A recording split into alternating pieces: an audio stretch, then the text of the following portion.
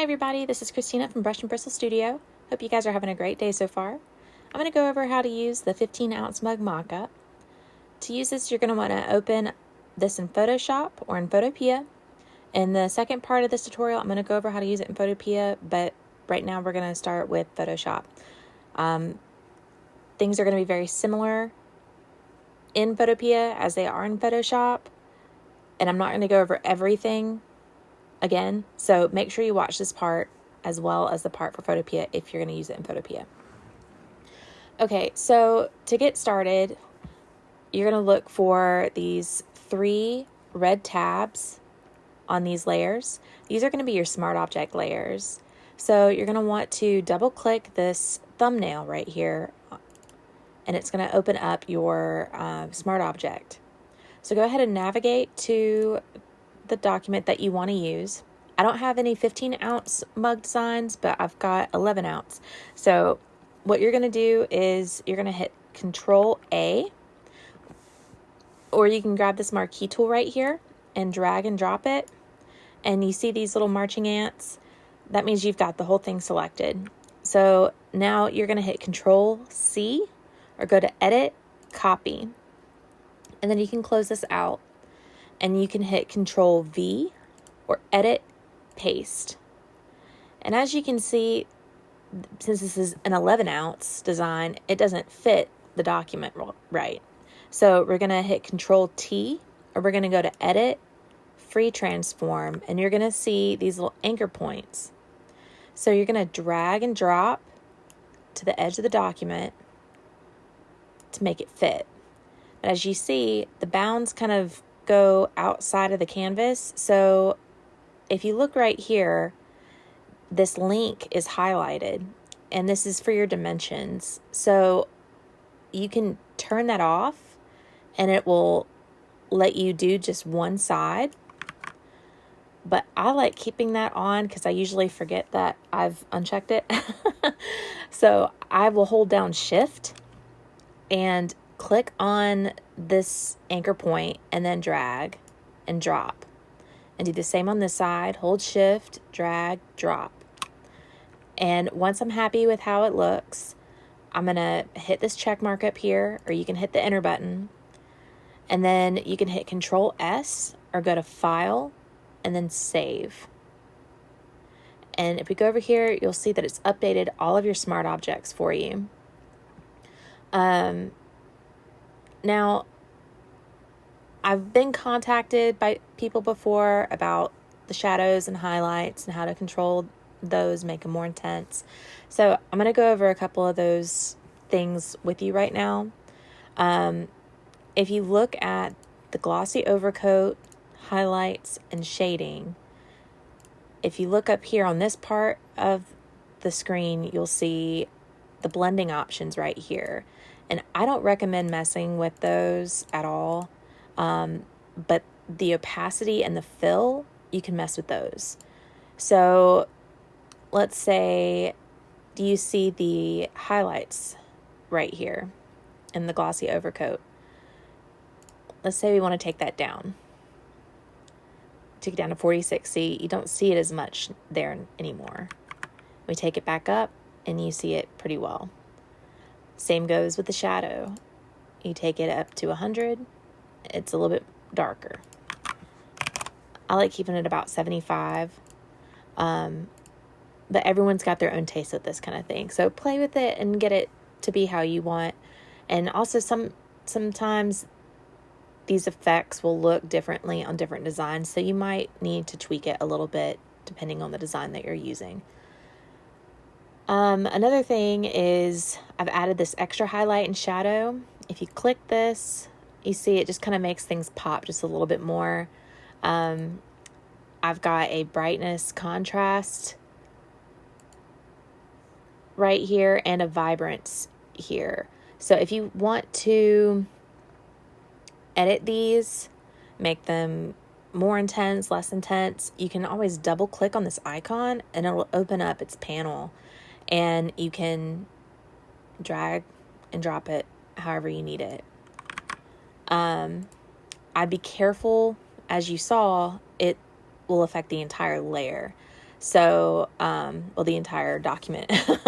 So be careful because it can mess with your design and the colors that are there. Let's see, you've got these bottom shadows right here as well. It's the same as with these. You can do the opacity and fill on these. You can also move them. So if you want them a little bit more over, you want them more down, more up, whatever, you can do that. And then of course make them more intense. And then let's see, we've got a color change feature is set on the handles. So if you see this orange tab right here, go ahead and turn the visibility on for this and double click this color palette, and it'll open up your hue saturation panel. And you want to make sure that this colorize spot is checked. If it's not, as you see, the color won't show up. So make sure that's checked. And then you can drag and drop wherever you want the color. So you see, make it more saturated, less saturated, lighter, darker, whatever you need to do to achieve the color that you want. I'm going to turn that off. And now I've got 8 different backgrounds on here for you guys. I'm going to go through these really fast just so you see what they look like. Just wanted to give you guys some basic backgrounds to start off with for whatever you want to work on. And then I've also put a color changing feature on the white shimmer background. So again, if you toggle it on, double click that color palette, make sure the colorize is checked, then you can just drag and drop, mess with the saturation, mess with the lightness of it, do whatever you need to do to match your design. But that's really everything that you need to know for using this in Photoshop. If you guys have any questions, please feel free to contact me. I'm always happy to help. You can also comment below. But that's all for the Photoshop portion of this. If you stay and watch the Photopea part, I'll go over those couple little tweaks that are a little bit different. But for the most part, everything's the same. It's just messing with the smart object and saving it. That's going to be a little different. So if you guys give me just a second, I'll be right back. Okay, so I'm going to show y'all how to use this in Photopea now. So you can access Photopea by going to photopea.com on any web browser, on a PC or on a smart device. As long as it's a web browser, you can access it. Photopea is 100% free. You don't have to have an account to use it. And it's pretty cool because you can access your Dropbox, OneDrive, Google Drive, all that stuff. I really enjoy this program. It's a great alternative for art programs if you don't really have the money to put into art programs. So my mockups do not work in a lot of other programs because of the tools that I use. Like Affinity is really popular, but unfortunately it doesn't work in Affinity because they don't have the tools. But Photopea is free and it is so packed with tools like Photoshop that it makes it superior to a lot of other programs. So if you haven't used it before, you should totally start using it. So to get started, you're going to go to Open from Computer, and you're going to navigate to the file that you want to open. Oh, wrong one. My bad.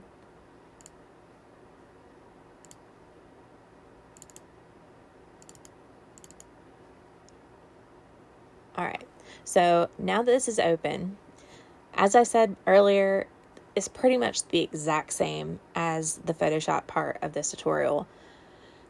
You are going to have all the same options as far as like trying to mess with the opacity and fill for the glossy overcoat, the highlights, the shading. You can toggle on the extra highlights and shadow. You've got the colored handles and the colored backgrounds. You know, you can still edit these by double clicking on those little icons. all of that's the same. The only thing that is different is if you double click on your smart object and you open it up, you're going to hit File and Open in Place. And now you want to navigate to the file that you want to mock up. And as you see, it automatically copied and pasted it in here and set it to free transform. So it kind of like cuts out some steps, which is really nice. So go ahead and drag and drop.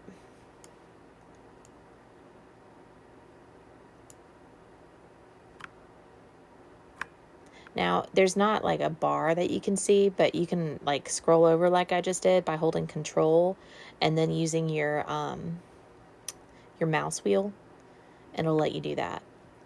Now, again, look at your thing right here, your link button, and you can toggle that on and off to make sure that your dimensions aren't linked. Or you can hold down Shift, and as you see, it puts a line around that link and drag to where you need it. And we're going to do the same on this side. And once you're happy with that, hit the confirm button right here, this little check mark. And you can hit Control S, or you can go to File and then Save Smart Object. Smart Object updated. So go back to the main document, and as you see, it's updated to all 3 of the mugs. So that's really the only little difference that you've got between Photoshop and Photopea. They're very, very similar. But if you guys have any questions or anything, again, feel free to reach out, comment below, send me a message on Etsy. I'm always happy to help, answer any questions, whatever you need. But I hope you guys have enjoyed this tutorial and hope you all really enjoy your mock-up. So have a great day.